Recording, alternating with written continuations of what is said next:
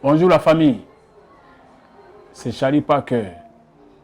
Je vous dis, suivez bien Daoudé TV, reçoit tous les mercredis avec Valérie Daoudé pour prendre assez d'informations sur cette chaîne parce que c'est la chaîne de la culture ivoirienne. Respectez-la et respectez-nous. Merci.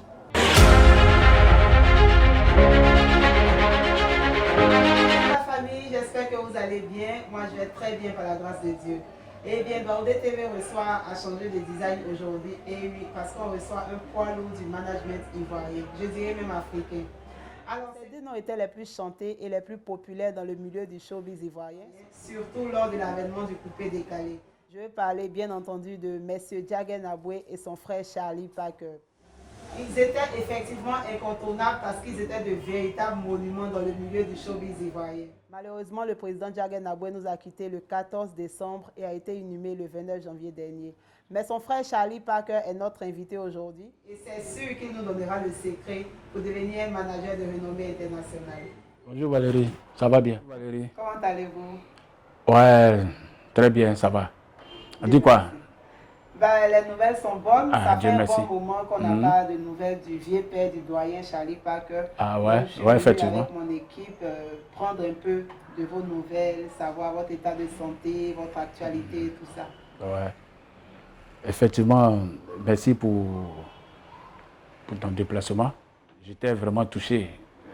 Ouais, à un moment, ça fait j'ai fait près d'un an dans la paralysie. Et grâce à Dieu, j'ai donné ma vie au Seigneur. J'ai beaucoup prié avec mon prophète et tout. Même ici, actuellement, nous sommes au bureau ici. Et c'est lui qui me suit à présent. Et vraiment, ça va. Depuis un certain temps, je suis libre, je suis libéré. Et j'ai recommencé à me réorganiser dans mes activités. Et c'est bon. C'est bon, ça va.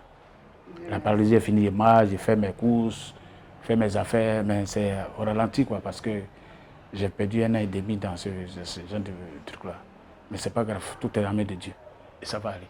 Au début, je ne savais pas, parce que j'avais mal au dos. J'ai fait une radio, ils n'ont rien vu. Et au fur et à mesure, j'ai commencé à vraiment être touché. Et vraiment, ça a commencé à toucher mes nerfs des pieds. Mes jambes ont commencé à s'enfler. Tu es dans l'hôpital, la clinique, on a fait examen de sang, on a tout fait, on n'a rien vu. Donc, j'ai voyagé, je suis allé à Boaké, on m'a envoyé à Bondoukou, on m'a envoyé à Koufao. C'est à Koufao qu'on m'a dit que j'étais atteint, que c'était un truc spirituel. Donc, il fallait que je me donne au Seigneur, il fallait que je prie pour qu'on puisse me libérer de ces genres de trucs et puis voir effectivement de quoi je souffre. Et j'ai commencé là-bas, je suis arrivé à Abidjan ici par rapport à un de mes parrains. Il m'a envoyé dans son église.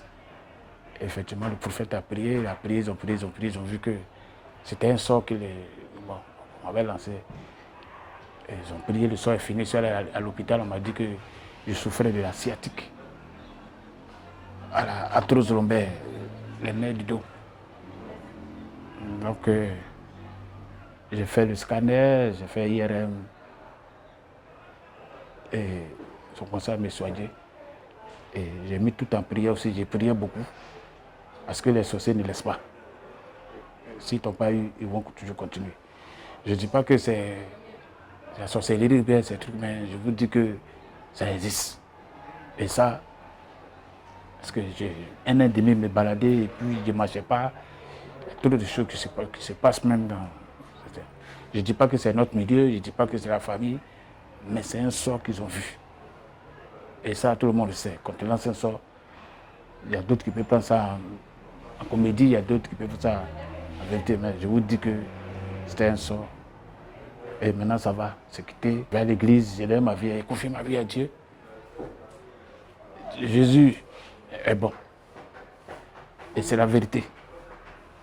Je suis passé partout. Partout où ils m'ont dit d'aller, je suis allé. Sauf la prière. Je n'ai rien dépensé à la prière. Huile, sel, l'eau. Ils ont prié, ils m'ont lavé avec. C'est fini. Donc, ça va maintenant. Mais ce n'est pas parce que ça va que je vais laisser le Seigneur. Je suis déjà avec lui et serai toujours avec lui. Mais maintenant, pour mes affaires, mon côté de showbiz, management, et c'est maintenant que j'ai commencé à reprendre. Mais il faut d'abord que je me mette à jour, d'abord dans la vie, quoi. Voilà. Sinon, moi, je suis un petit baoulé, Kwadjo Charles Parker. C'est comme ça que je m'appelle. Je m'appelle Kwadjo Charles Parker. Voilà, je viens de Boaké, Botro. Ah, le Parker, nous, on pensait que c'était un surnom, en fait. Ah, je m'appelle Kwadjo Charles Parker. D'accord. Donc, c'est ça, on a mis transformé en Charlie Parker, Charlie Parker. Les spectateurs, ensemble, disons merci à Dieu qui a permis que notre papa Charlie Parker recouvre la santé. Et merci aussi à cet homme de Dieu, ce prophète-là qui vous Prophète suit. Miché. Prophète Miché. Oui. D'accord. Merci beaucoup, prophète Miché. Donc, on va dire, votre état de santé à ce jour, tout va bien. Oui, ça va, ça va. Ça va, mais tu sais, les problèmes de nerfs, là, ça finit pas un coup. Voilà. Donc, je suis sur un traitement. Ça va. Je marche bien, je voyage, je fais mes courses, tout et tout, mais les nerfs, tout ne sont pas encore repris, quoi. Mais ça va. Nous sommes vieux, c'est la vieillesse qui compte. Donc, c'est au fur et à mesure que les nerfs se réveillent un peu. Mais d'ici, le docteur m'a dit d'ici 6 mois, c'est fini. Tout est fini, tout sera fini. Charlie Parker, pourriez-vous nous présenter votre parcours en quelques mots dans le showbiz? Bon, franchement dit, affaire de manager, là, ça arrivé comme ça parce que moi d'abord, j'étais électronicien. J'étais électronicien à Djamé 220. J'ai fait un relais, j'ai mon BTS électronique. Donc c'est en fonction de ça que j'ai eu un petit boulot dans une chaîne de télé actuellement qui est Horizon, si je peux dire le nom. Il n'y a pas de problème. Canal Horizon. J'étais technicien là-bas et puis agent de recouvrement. Et c'est de là que c'est parti. Parce que j'ai réparé les télévisions. J'avais moi mon atelier d'électronique aussi à Djamé Saint-Michel. J'avais ma petite sono que on venait louer pour les mariages, les baptêmes, les anniversaires. Et j'aimais l'ambiance, j'aimais ça, jouer les DJ et autres. Comme ça, je me suis retrouvé dans les boîtes de nuit, être DJ à Boisseau, tout le monde dit avant, dans le temps. C'est après ça que je suis rentré à Canal et j'avais mes enfants de 220, les Groove Makers. Voilà, ceux qui ont chanté beaucoup, Bangui, Magno, beaucoup, voilà. Donc, comme j'étais les vieux pères, les grands frères, puis j'avais un peu les pieds dans ces genres de trucs-là. Ils m'ont approché pour que je les aide. C'est comme ça que le management est parti. Et je les manageais. Voilà. Donc c'est depuis Groove Makers, après Groove Makers, j'ai pris Magic System. C'est où même j'ai été vraiment au top même, c'est du côté sur le Magic System. J'ai voyagé beaucoup et en fonction de mes voyages aussi, par rapport à mes voyages, j'avais les contacts que je prenais, j'étais pas gaufré. C'est dans la vie, là, quand quelqu'un t'aide, il faut être vraiment humble. Donc j'ai tissé beaucoup de relations à partir de Magic System. Et Marabout, Ericsson, c'est comme ça un peu. Puis moi aussi, je faisais des affaires qui fait que mon nom a été vraiment un peu au top parce que je n'étais pas malhonnête. J'étais ouvert, je n'étais pas gonflé. J'aidais beaucoup les gens. Même quand les enfants s'approchaient de moi, les autres, les petits artistes, mon vieux fou, je faisais ce que je pouvais pour qu'au moins la musique ivoirienne puisse avancer. Et c'est dans Groove Makers que j'ai connu chose Jagen. Voilà, c'était au stand de Groove Makers que j'ai connu Jagen parce que nous étions au moins 6 grands managers.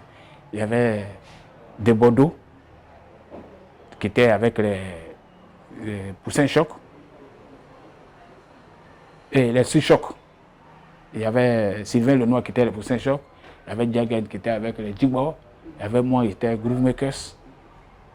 Comme ça, Petit Denis était avec c'est comme ça on se retrouvait et on a forcé Kabila qui était notre petit frère qui était à l'école et puis il se présentait dans son école. Et nous on était à Yopo conseiller Kabila, donc on a mélangé carrière aussi de Kabila, on l'a mis dans showbiz aussi. Et c'est comme ça c'est parti. C'est là. Puis on est arrivé où nous sommes arrivés là. Un lourd parcours. Et donc, comment vous jugez le niveau actuel de notre industrie musicale? En tout cas, c'est ma conviction. Je ne suis pas quelqu'un pour dire que j'écoute quelqu'un, mais le niveau est très faible. Pourquoi? Parce qu'on n'arrive pas à vendre les CD, à vendre les clés. On ne peut même pas atteindre 300 ou bien même 1 million de ventes. Même 500 000 ventes, ce n'est pas possible. Les pays limitrophes à côté, là, ils dépassent ça, sauf nous, la Côte d'Ivoire. Ce n'est pas possible à cause de la piraterie. Puis on n'a vraiment pas de grande maison de production. Il n'y a pas. Donc, quelle solution vous proposez, vous, en tant que Charlie Parker, pour essayer de remettre l'industrie musicale au top de son niveau? Ça, vraiment, c'est un peu compliqué parce que dans le temps où nous étions vraiment en vogue, j'avais comment on appelle ça même, l'AMPASI, l'association des managers que nous sommes dedans. On a fait une réunion. J'avais déjà suggéré un projet comme ça, que de s'associer nous-mêmes et monter un dossier, aller voir au moins les maisons de distribution, les ministères, tout et tout, pour qu'on puisse créer une plateforme de management et de suivi artistique et puis de vente. Créer un système de vente sur le territoire, ça allait être un peu plus facile, mais personne ne l'a écouté. Ces artistes seulement nous regardent, nous, on nous oublie. Tu vois, tu expliques quelque chose, d'accord, on a compris, mais chacun pour soi, Dieu le poussait. C'est ce qui s'est passé. D'accord. Avez-vous une idée du nombre d'artistes dont vous avez eu à assurer le management? Ça, vraiment, j'ai produit beaucoup, j'ai managé assez et j'ai aidé aussi beaucoup d'artistes. La production, je peux peut-être citer peut-être 10 artistes. Le management, peut-être à 30, 40, une trentaine. Maintenant, l'aide, les secours, ça, jusqu'à présent, je le fais encore toujours. Parce que c'est mon domaine. Oui. Voilà. D'accord. Et donc, lequel des artistes avec qui vous avez collaboré vous a apporté plus de satisfaction? L'artiste dont vous êtes vraiment fier? Bon, je peux donner 2. Okay. Où vraiment je me suis retrouvé et j'étais vraiment content de mon travail. Il y avait Magic System. et puis les patrons. Ça, je vous dis ouvertement, ces deux groupes-là, j'ai été fier et jusqu'à présent, je les reconnais qui m'ont beaucoup apporté beaucoup de satisfaction. Parce qu'avec eux, j'ai appris beaucoup, j'ai tourné beaucoup et ça m'a permis de comprendre beaucoup de choses dans le milieu musical. Les patrons aussi, j'étais déjà aguerri et ils étaient vraiment open, ils écoutaient beaucoup et ils étaient beaucoup créatifs par rapport aux conseils que je leur donnais. Ce n'est pas que ça se ressemble, donc il fallait que je crée une autre identité artistique pour eux. Voilà comment se comporter tout. Et en fonction de ça, bon, c'était, et là avec eux, c'était mes petits frères, même mes enfants. On a beaucoup ri, on se baladait, on mangeait ensemble, on voyageait. Même il n'y a pas de spectacle et tout, mais c'est les concerts. À chaque fois, on était tout ensemble. Il n'y avait pas d'histoire de producteur ou bien manager. C'était en train de grands frères de la famille. Et c'est ce qui a fait que j'ai été vraiment satisfait de moi, mon travail. C'est après eux que j'ai vu que je valais quelque chose dans le milieu. Voilà. D'accord. Et donc les collaborations qui vous ont déçu, vos pires expériences dans le showbiz. Bon, avec les artistes quoi, quelques artistes. Oui.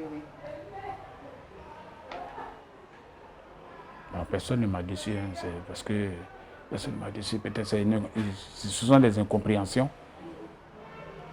Avec qui? Non, il y a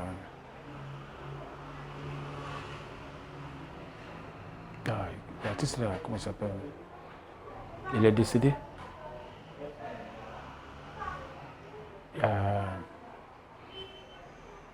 Sinon les incompréhensions, ouais, je suis fâché, voilà, je suis pas content, donc j'attends tout ça. Bon. Yabongo? Non, Yabongo, c'était une aide. C'est pas, je ne l'ai pas produit. Okay. Je n'étais pas le producteur. Yabongo avait son producteur qui avait laissé un moment en temps. L'enfant avait quelque chose en lui. Donc moi, je suis venu comme un sauveur, l'aider à faire sortir ce qu'il y avait de puissant en lui. La lumière, comme il dit, la lumière, c'est ça qu'il a fait sortir. Donc c'est un contrat qu'on a signé, donc le contrat est fini. Donc c'est pas comme si il y a une histoire à nous, par là, non. J'ai fait ce que je pouvais faire pour lui. Et il a vu que, effectivement, ça va maintenant. Lui, il a avancé, moi je suis resté. Et à Congo System aussi, vous avez eu des problèmes? Non, à Kobo, il n'y a pas eu de problème. Jusqu'à présent, on est toujours ensemble. Les enfants, je leur ai ouvert une porte de réussite, de gloire. J'ai voulu qu'ils soient vraiment au top, c'est-à-dire des stars, des artistes même, qui sortent de l'ordinaire, qui viennent et puis, bon, ils représentent dignement le tradit moderne. Mais eux, ils n'ont pas compris. Donc, tu sais, c'est les showbiz, hein, quand c'est chic, là, quand c'est chaud, là, c'est bon. Bon, ils n'ont pas compris ça, ils se sont mis dans des histoires de ne plus se concentrer, s'amuser beaucoup. Or, le temps passait. Et à chaque fois, je revenais pour ça, pour leur dire, ah, les enfants, vous êtes venus, ça va. Ne pensez pas que cet album, bien, ce morceau-là va rester longtemps. Voilà, créons, bon. Ils ont pris, ils se sont amusés. Bon. Donc je leur ai dit, bon d'accord, comme vous ne voulez pas travailler, moi, je ne peux pas rester avec des gens qui ne veulent pas travailler parce qu'il y a beaucoup, vous êtes nombreux. Il y a d'autres qui ont besoin de moi aussi. Donc allez réfléchir, si vous êtes prêt, vous revenez. Sinon, c'est pas laissé, le contrat est toujours à jour. Mais les artistes, bien que j'ai toujours le contrat, eux. Voilà. D'accord. Donc, Charlie Pack, quels sont vos rapports avec les managers qui sont arrivés après votre génération? Bon, Dieu merci que dans notre génération, on formait. Parce que déjà, Diagne et moi, avec GSGV, avec Kabila et tous, nous, notre génération, on s'est dit qu'il fallait qu'on forme les jeunes qui vont venir parce qu'on commence à vieillir. Et avec l'arrivée des réseaux, d'Internet, tout et tout, nous, on n'était pas habitués à ça. Nous, c'était sac, c'est baladait, corps à corps. Voilà, donc il fallait qu'on forme au moins des jeunes pour que nous on puisse se reposer, pour qu'ils prennent la relève et puis leur donner les directives, c'est tout. Voilà. Aujourd'hui, Dieu merci que ils sont compris, on a compris. Et on s'entend bien. Voilà. Chacun connaît la force, chacun connaît chacun. D'accord, donc vous avez de très bons rapports avec les managers de oui. Et parmi ces managers-là, est-ce qu'il y a certains dont vous êtes particulièrement fiers? Oui, il y a Sia Popo, il y a Skovic, il y a Jules Beko, il y a toi-même, il y a Anissé. Il y a Asco de Monaco. Bon, la plupart, c'est-à-dire quand on était à la page, c'était eux qui venaient toujours. Nous, on se moquait d'eux, on les envoyait. Aujourd'hui, là, c'est eux-mêmes qui sont les patrons. Et ça me fait, je suis content. Les Yannick aussi, tout ça. Je suis vraiment content, je suis fier pour eux. Voilà. Mais je ne veux pas qu'ils se laissent, parce qu'ils n'ont qu'à comprendre qu'il y a les générations, c'est des générations en génération. Au même moment, nous, on a fait pour eux. Là. Et eux aussi, comme ils avancent, là, ils n'ont qu'à faire pour d'autres aussi. Il ne faut pas qu'ils vont fermer la porte. Voilà, c'est pas bon. Que sinon, la nouvelle génération qui va venir sera très mal élevée. Oui, parce qu'on voit ça maintenant. Les enfants de maintenant, ils ne respectent plus les grands. Hein. Donc Charlie Parker, avec toute l'expérience que vous avez, pourquoi vous ne lancez pas une maison de production en bonne et due forme? Tu sais, ce que tu dis est vrai. Mais en notre temps, il n'y avait pas... Toi-même, il faut voir les cachets d'avant. Les cachets d'avant, ce n'était pas ça. Aujourd'hui, là, nous sommes contents. Quand on dit un artiste playback, il prend 2 millions. En notre temps, qui tu vas voir pour 200 000, 500 000, 200 000 même. Tu as vu, en notre temps, on ne pouvait rien faire. Donc, quand chacun prend son argent à la main, c'est petit, on ne pouvait pas économiser, on ne pouvait rien faire. Si c'est maintenant, dans ce temps-là, où on est fini maintenant, là. Sinon, si on était comme je vois les Yannick Rossi, vraiment, qui est en train de faire de bonnes choses avec Asco de Monaco, les festivals, même Eric Patron, mon premier fils même. Tu vois, ça me plaît. C'est eux comme ça qui peut-être entre eux peuvent s'entendre et puis créer quelque chose. Et j'ai vu une fois, c'est pas dans les journaux ou bien, comment ça s'appelle, mon fils Ramatoulaye. Je l'ai managé. C'était mon artiste. Ramatoulaye, quand je prenais, il n'était pas comédien. Il est forcé à être comédien. Parce qu'à chaque fois qu'on partait dans les spectacles, il faisait la comédie. Et j'avais remarqué que la comédie prenait plus que les chansons. Donc je lui ai dit, mon petit, où on va maintenant? On va commencer comédie. On dit comédie, ça prend. Parce que tu chantes, mais à chaque fois, les gens, il faut parler, on veut comédie, voilà, on veut rire. Donc, et aujourd'hui, à force de faire, aujourd'hui, il a créé, c'est facile, il a créé une maison de. Et ça, je lui tire mon chapeau. C'est comme ça. Donc, je veux dire que dans ce milieu-là, sinon, il y a des gens qui peuvent faire. Showbiz, il y a des gens, ils ont l'argent, ils peuvent faire. Mais ils ne sont pas prêts. C'est tout. Sinon, ils sont nombreux.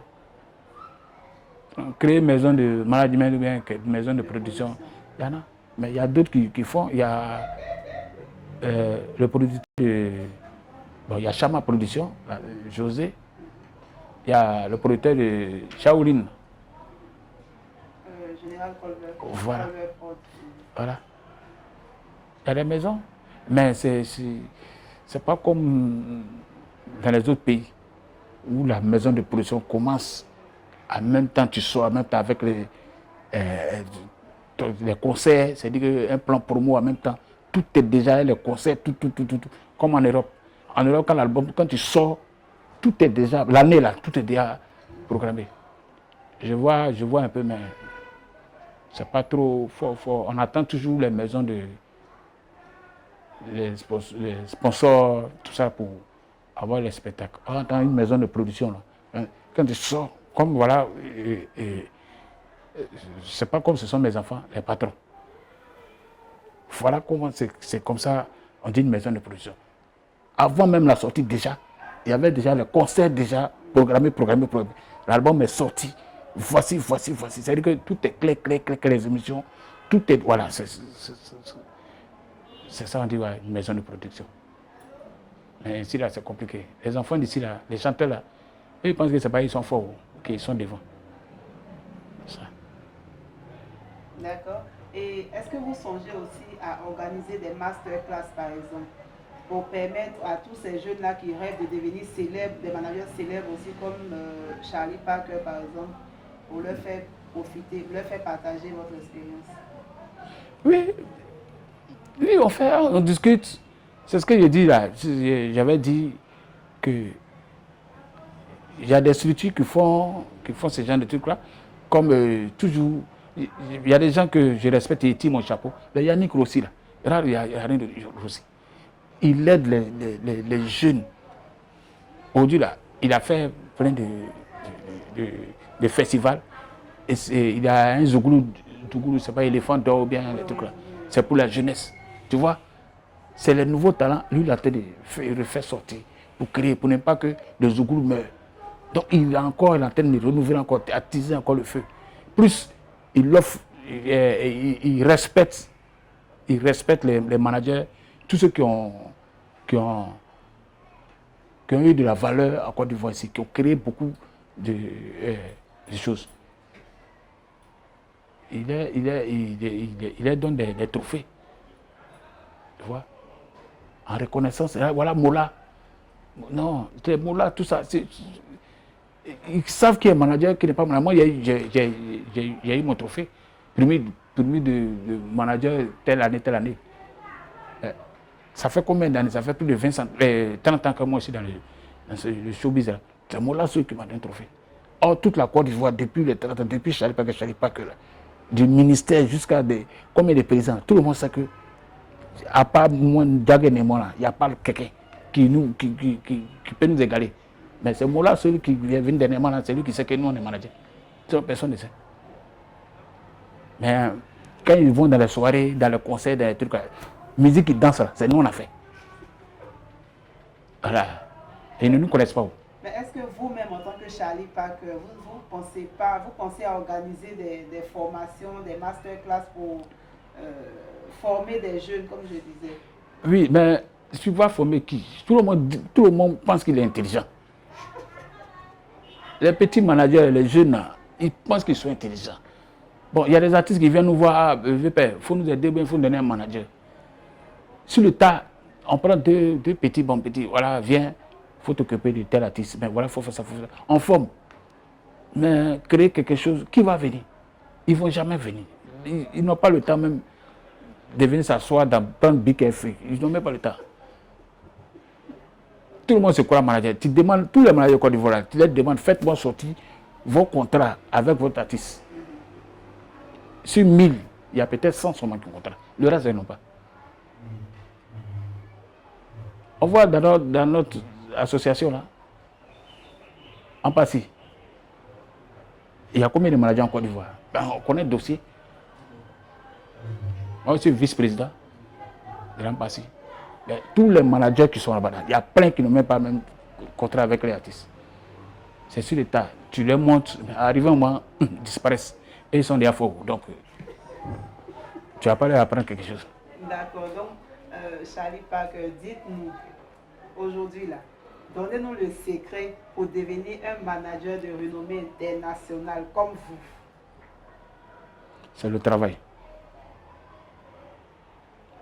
En tout cas, la première des choses, c'est le travail, l'humilité, puis le respect. Si tu as ces 3 choses, tu avances. Quand tu travailles bien, ton artiste est content, ton artiste avance. Quand tu es humble, ton carnet d'adresse s'enfle. Parce que tout le monde est prêt pour toi. Voilà, tout le monde t'approche et puis tout le monde est fier de toi. Ton artiste avance, toi aussi tu avances. C'est comme ça. Et puis il y a le respect. C'est pas parce qu'on dit que ton artiste est en vogue que tu n'as pas respecté le petit, que ton artiste n'est pas en vogue, ou bien le monsieur parce que il devait te donner 300 000 ou bien 1 million pour un cachet, et puis tu as donné 900 000 et 700 000. Il te demande pardon, il te dit non, voilà, ces gars, c'est des foot. Non, non, non. Dans la vie, là, il y a des problèmes. Quand tu acceptes tout, que tu es honnête, tu es clair, là, c'est pas toi-même qui va te lancer, c'est Dieu qui va te mettre à la position que toi tu veux là. Dieu va te mettre là-bas. Sinon, c'est pas toi-même qui vas te mettre là-bas, c'est pas possible. Quand Dieu te dit fais ça, que tu fais, où tu veux partir là, il t'envoie là-bas. C'est tout. La plupart des managers, bon, moi, c'est ce qu'il dit toujours là. C'est nous ici là, on fait du bruit, nous les managers d'ici là. On se compare avec les artistes aussi, on se fait voir aussi. Tu vas aller au Burkina là, pour voir même les managers des artistes, c'est compliqué. Tu vas aller au Ghana, tu vois seulement les artistes qui sont en vogue, mais les managers tu ne connais pas. Je ne parle pas même d'Europe, je ne parle pas de... mais la plupart des grands artistes en Afrique, les managers on ne connaît pas, sauf en Côte d'Ivoire ici. Tu vas prendre, si tu vas aller sur les réseaux sociaux, toujours c'est les managers seulement qui sont en train de faire du bruit. Or, nous, en notre temps, là, on ne nous connaissait même pas. Tous les noms, Kabila, Guess, Jagen, Charlie Parker, on l'entendait, mais on ne nous voyait pas. En temps, nous, on a assis, avec vous, dans le maquis, on allait en bois, mais personne ne sait que c'est nous. Mais le travail est fait. Quand tu vois la titre, tu dis c'est nos managers, Charlie Parker, mais c'est Jagen. Mais on ne sait pas où est Jagen, où est Charlie. Mais en temps, on est là. On ne nous connaissait pas, comme les autres. Mais maintenant, là, un artiste va aller en boîte, et son manager aussi, lui aussi, même, c'est que l'artiste boit là. Lui va boire de double pour dire que c'est lui qui fait ça. Bras de fer. Non. Oh, tu sais, nous les managers là, on n'a pas assez d'argent, mais c'est nous on fait le malin. Moi, je dis toujours aux gens là, vous, les managers, votre petit argent, vous gagnez là, économisez-vous. Ah, voici les maladies, c'est nous on tombe malade seulement. Hein. Moi, je vais vous dire quelque chose. Prenez 10 artistes, 10 meilleurs artistes de Côte d'Ivoire. Et puis prenez 10 meilleurs managers de Côte d'Ivoire. Les 10 meilleurs managers de Côte d'Ivoire, il y a 5 qui sont malades. Et puis ce n'est pas maladie petit palu, non, hein, c'est vraie maladie. C'est nous qui sommes toujours au soleil. C'est nous qui souffrons. On n'a même pas chose d'assurance maladie. Mais les artistes là, ils ont l'argent pour se soigner. Ils ont toujours des parrains. Quand ils sont malades net là, on les soigne. Sur 10 vrais artistes, il y a 2 seulement qui sont malades. Et puis les maladies là, c'est un peu.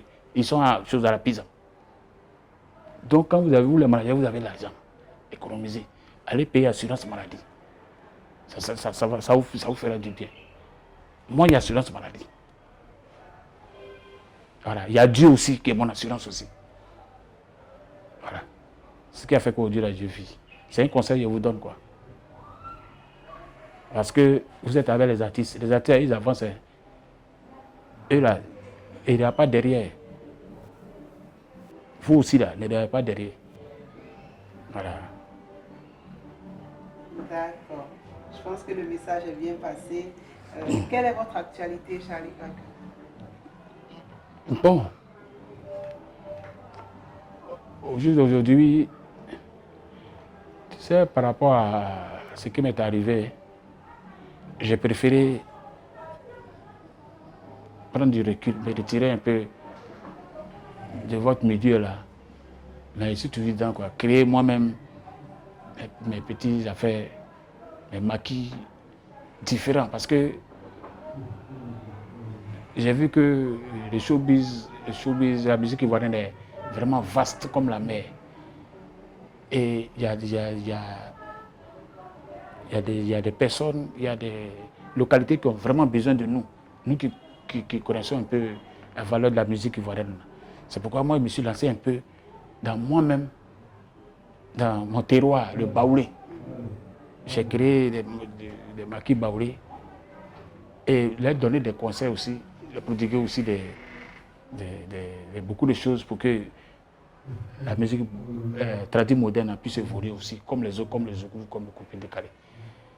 Et aujourd'hui, Dieu merci que ça commence à aller un peu. Sinon, la musique traditionnelle moderne était dans le noir. Et grâce à Didier Bléou, par rapport au tempo, par rapport aux choses émissions, on a forcé. Voilà, aujourd'hui, on fait des concerts aussi. Oui, comme les autres. Les cachets artistiques des traditions modernes, c'est la même chose comme tout le monde aussi. Et maintenant, nous sommes au même pied d'égalité. On se voit maintenant. Donc, je me suis rangé un peu dans la musique traditionnelle moderne un peu, pour réfléchir un peu, pour changer un peu d'air. Et puis pour voir quoi, ce qui se passe. Voilà. Donc, je vends boisson. Voilà. Dans le showbiz, là, c'est compliqué. Ta boisson, là, tu viens, tu bois, tu vas payer. C'est comme ça. Donc, les managers de la nouvelle génération qui veulent prendre des cours de management avec le doyen, venez, le maquis est situé où? Non, moi, je ne donne pas cours, hein. Celui qui veut me soutenir dans mon maquis, qui veut prendre conseil, voilà. En payant mes boissons, je suis là. Je suis là. Venez me soutenir. Là, comme ça, on crée un QG. J'ai créé un maquis QG, c'est à cause de vous. Voilà. Vous venez, si quelque chose, vous ne comprenez pas quelque chose ou bien il y a un problème entre vous et vos artistes, vous venez, je vous donne un conseil, j'appelle votre artiste aussi pour parler. C'est autour. À Niangon, là, Carrefour Barikla, vous descendez, vous demandez le QG, je ne dis pas qu'ils vont montrer. C'est un plein air, c'est simple, c'est pas boum boum, non. Voilà. Charlie Parker, quel est votre mot de fin? Est-ce que vous avez un message particulier, un coup de cœur, un coup de gueule, vous avez tout ce que vous voulez dire? Vous voyez qu'ils sont en vogue là. Ils ne se sont pas levés à la maison pour être en vogue. C'est les managers là, la souffrance des artistes là. C'est ça qui a fait qu'aujourd'hui, les artistes là sont en vogue. Si vous devez respecter quelqu'un là, respectez les managers d'abord avant les artistes. Si vous devez donner prix à quelqu'un là, donnez prix aux managers avant les artistes. S'il vous plaît. C'est nous qui faisons les artistes, ce ne sont pas les artistes qui nous font. Si nous on ne prend pas, comme vous le dites, on ne prend pas les sacs ou bien les CD pour les donner ou bien à la radio, on ne va jamais les connaître. Les artistes, c'est des paresseux. Donc, c'est ce que je vais dire au ministère de la Culture, au Burida. À chaque fois qu'on parle, vous dites non que le Burida, c'est pour les artistes. Mais qui fait les artistes? Si nous, on ne fait pas les artistes, est-ce qu'il aura l'argent là-bas ou bien vous allez danser, mariage, choses? Donc, quand même, là, créer une lucane, au moins là, pour respecter les managers. C'est ce que je veux dire. Voilà, merci. Voici qui est clair. Eh bien, c'était Daoudé TV reçoit avec M. Charlie Parker. J'espère que vous avez pu retenir tout ce qu'il a dit. Moi, je vous donne rendez-vous mercredi prochain pour un autre numéro. D'ici là, portez-vous bien, que Dieu vous bénisse. Bye bye.